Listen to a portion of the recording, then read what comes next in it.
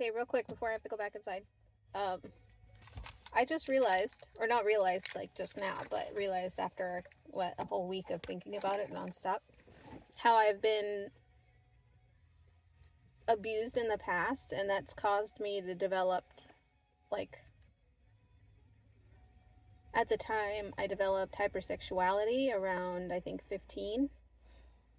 I was abused from 8 till 15, and then I threatened the guy to, I'd unalive him in his sleep if he, tried to touch me again. We went through the whole process, CPS, police. I had a 5150 at the hospital on hold for 74 hours or something like that. 72 hours. And they figured out what was happening during the hold because, I got snatched away from a doctor's appointment because I said too much to the doctor. And the doctor was like, I think you're going to hurt yourself, so we're going to have you stay in the hospital. Didn't tell my mom anything, didn't tell me anything, just to meet us at the hospital. And I was scared during the whole, ambulance ride. More so scared about what my mom would react like because of that, and it's tough. It was tough. It was really tough. And I think I'm finally processing all of those emotions from that period of time where I keep avoiding it, It's hard to talk about. It's hard to think about. Because I can still, I still have flashbacks of feeling everything that was being done to me. And it's just disturbing because your body reacts one way to keep you safe. And then your mind is just telling you, this is wrong.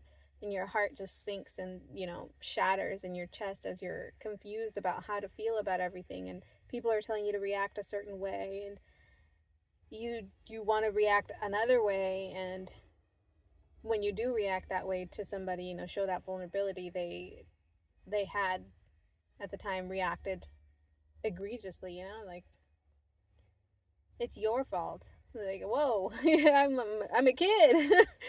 I was 8. I wasn't supposed to be, sexualized so young. I wasn't supposed to be abused. It's life got hard. But, people choose what they want and take it and have no regard for, the victim or survivor in my case. And it gets worse and worse every day thinking about that stuff and how to process it. And I've finally come to a conclusion on one of the confusing things, because I've been, the past couple of days, feeling emotionally distressed at the thought of wanting to have my, sexual desires a certain way because of how I was treated in the past. And it's just kind of correlating, and I'm thinking, why is it still coming up? Why does it still bother me? I thought I worked through all of this, and I'm realizing I didn't work through any of it, and I have to go through all of this realization of autonomy, because I have it now. It's weird, but it's nice. It's freeing. It feels good. I finally have some confidence, and now that I know what I want, I ask my partner for these things, and he's like, okay, yeah, whatever. Whatever you want. And I'm just gonna wow, there's no pushback, there's no crazy shenanigans going on. I don't have to worry about him suddenly turning around and treating me like garbage after, intimacy. And then it's just kind of whoa, huh, it's real. I can have, traumatic, tragic past and still overcome most of those emotional distressors and move into this life of freedom with my bodily autonomy and self-expression and, a partner that can match my freak kind of thing. And it's wow, I never thought I could have something like this. I never thought I could want things in a relationship. It's wild. And it's not to say that any of my, well, most of my previous partners were, it's not to say that they were abusing me or anything. I basically conditioned them into that type of behavior, and they weren't aware, I don't think. I wasn't aware at the time. I'm aware of it now. But, I conditioned them to treat me the way that I was conditioned to be treated my whole life. I don't know if I told you guys this, but I was groomed from 5 years old till I'd say 15, early 15. I told everybody it stopped at 13 because, the cops and all that stuff. And in that toxic dynamic of a household, I had it ingrained in my mind that if I were to speak up about who, was hurting me and all this stuff, I would get exiled in some way in the home. And I couldn't deal with that at the time.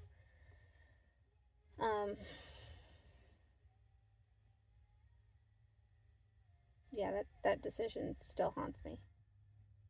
The decision not to tell anyone who it was and not to get justice at the time. That was tough. The wildest part is I convinced my mom that this person had changed. Like, I was so convincing. And she's like, okay, but they're never coming over to watch you ever again, kind of vibes. And I was like, okay, only with people around, of course. No, the dude came and went as he pleased, did what he wanted as he pleased. And the worst part is I have a very vivid memory of somebody walking in on us as like I'm being assaulted, and they just walked right back out. We, I guess, gathered ourselves. I got dressed and he just pretended nothing was happening. And they came back and were like, what are you doing? And we were pretending to play games, and that happened. And like video games. And then they're like, okay, I'm hungry. And then they, I think they said they wanted to go to Taco Bell and left. And I think that moment really cemented it for me that if someone were to witness it again, nothing would change. I would be stuck in the same cycle. I think I was 12 or 11 when that happened, when somebody walked in. And then I realized, oh my God, I'm on my own. Like, I'm really on my own. There's nothing gonna change. And then I made the change. I chose to confront him and ask him, like, what the fuck's your problem? Why'd you have to come bother me? And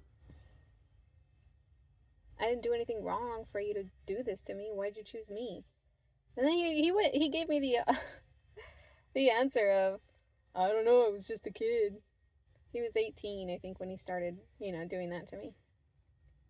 And I was like, that's not good enough. You have no idea what you've done to me. Like,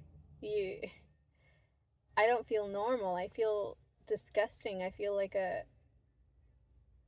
I've got issues. I hate myself. I hate everything about me. I hate my skin, how it feels. I hate everything.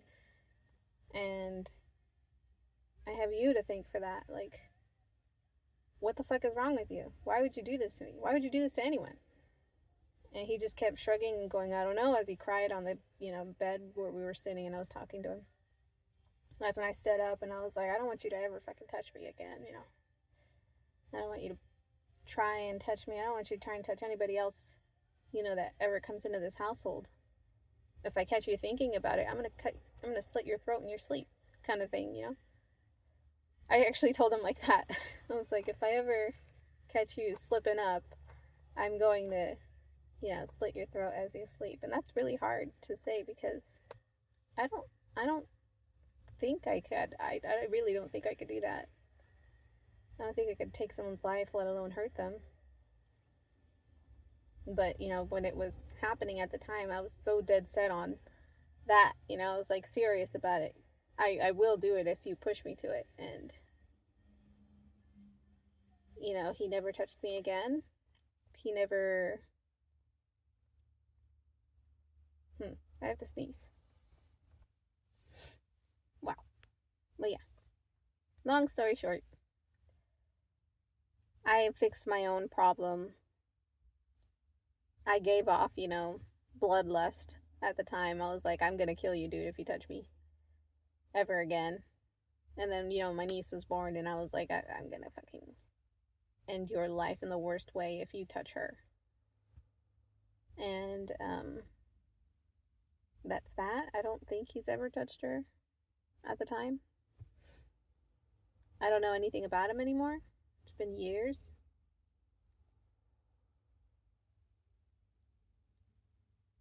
Parts of me wishes for justice, with the justice system, but I know it doesn't matter because they end up going to it's not cozy, but a sheltered place, food every day, not having to worry about bills, just worrying about survival, I guess. And how, the child assaulters, child molesters, they end up going into this cozy little corner of the prison where they're separated from everyone who wants to hurt them, and it's just kind of like not fair. They still get taken care of. Like, no, at the time I wanted dude to suffer the worst types of punishment.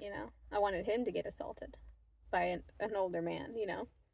I wanted him to go through everything I went through by an older man. But no, those thoughts, they fuel a kind of fire in me that remind me why I choose to be different, why I choose to be better for myself. And it's just kind of freeing to know that I have that power.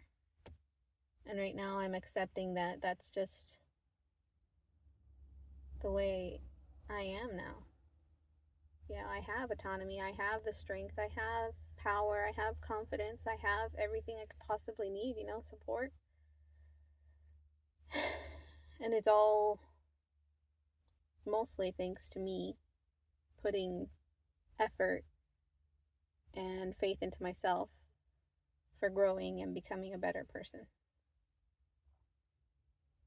So if you're out there, also suffering in silence because of familial expectations and conditioning that you've been believed to be a certain way and all that stuff, if you can manage to work through your home environment silently, and I don't mean like don't speak up about it, I mean just, have a plan to escape quietly. Plan your steps, plan your people, trust certain peoples, but never tell anyone your plan until you're like confident that you can leave. Well, tell someone just in case. I say never tell anyone because when I told somebody, I was chastised in the moment, and after the fact they told everybody else, and I was like in trouble. My experiences weren't very fun. But I do hope that when you do speak up about it, you find that support, you find that emotional stability that you can finally breathe with, so that you can take the first step in moving forward and out of it. The scars, they never go away, but they do get foggy. Thankfully, they're getting foggy now, and it's been 10 years since I've revisited these vivid images, because unfortunately for me, anytime I have a bad experience, I have vivid memories of them. And then the really good experiences are kind of foggy memories. Vague. I wish those were the vivid ones, but sometimes when you have to go through all of this trauma, it's really hard for your brain to focus on the vague memories because it's trying to keep you safe. I've rattled on for like 15 minutes now, so I think I will end this here.